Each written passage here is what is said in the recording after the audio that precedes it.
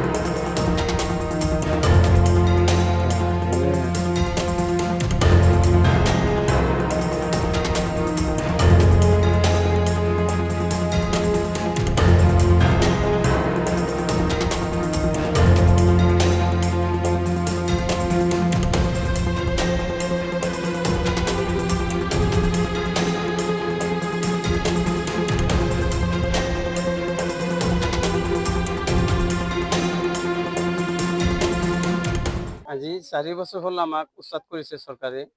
4 বছৰ পিছত আকৌ আমাক ইয়াতে দলগাঁও সমষ্টিত লৈ আহিছে। আজি 1 মাহ হ'ল, 1 মাহ পাৰ হৈ গ'ল।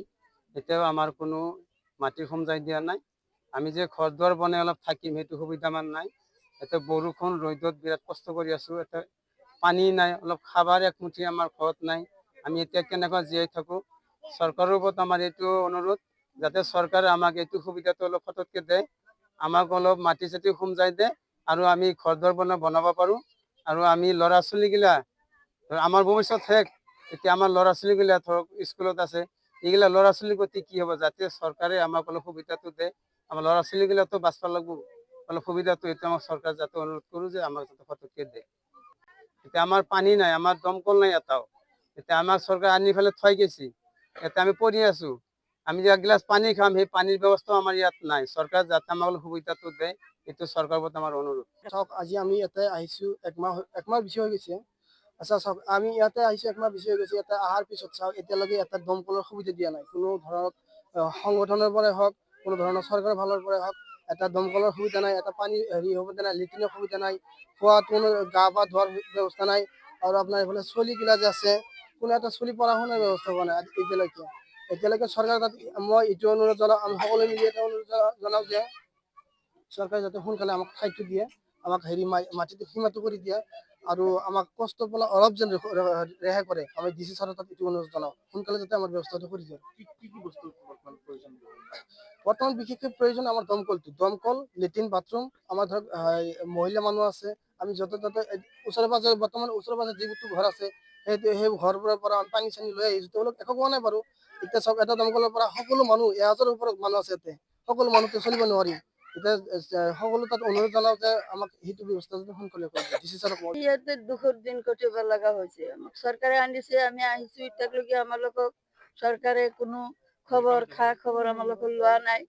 আমালোকৰ কোনো দিহা মানুহ নাই, কোনো মানে সাংবাদিক বা কোনো আঞ্চলিক এইবিলাক মানুহ আমালোকৰ ওচৰত কোনো মানুহ অহা নাই। গতিকে আমাৰ এটাই কথা, চৰকাৰে আনিছে আমালোকক, আমি আহিছো, চৰকাৰৰ ওপৰতে আমি দিছো। এতিয়া যাকে চৰকাৰে আমালোকক যি কৰে আমি তাকে মানি আছো। এতিয়া চৰকাৰে আমালোকক সংস্থান দিবা লাগে যেনেকুৱা হ'লেও। আমাৰ চলিবলৈ ইমান কষ্ট, ইমান কান্দি আছে। কি ক'ব দৰং জিলা প্ৰশাসনক কি জনাব? অনুৰোধ জনাব। অনুৰোধ জনাব লাগে, অনুৰোধ জনাই দিলো। মানে বৰ্তমান কি সমস্যাত ভুগি আছে আপুনি? এতিয়া আমাৰ লেট্ৰিন নাই, পানী নাই, কোনো চিকিৎসা পাতি নাই, কোনো খোৱা পানীৰ আমাৰ কোনো বস্তু নাই। এতিয়া আমি মানে চব মাটি বাৰী এৰি থৈ আমি আহিলো, চৰকাৰে আমালোকক আনিলে। এতিয়া চৰকাৰে আমালোকক যেনেকুৱা হ'লেও আমাক সংস্থান দিবা লাগে, চৰকাৰে আমালোকক দেখিবা লাগে।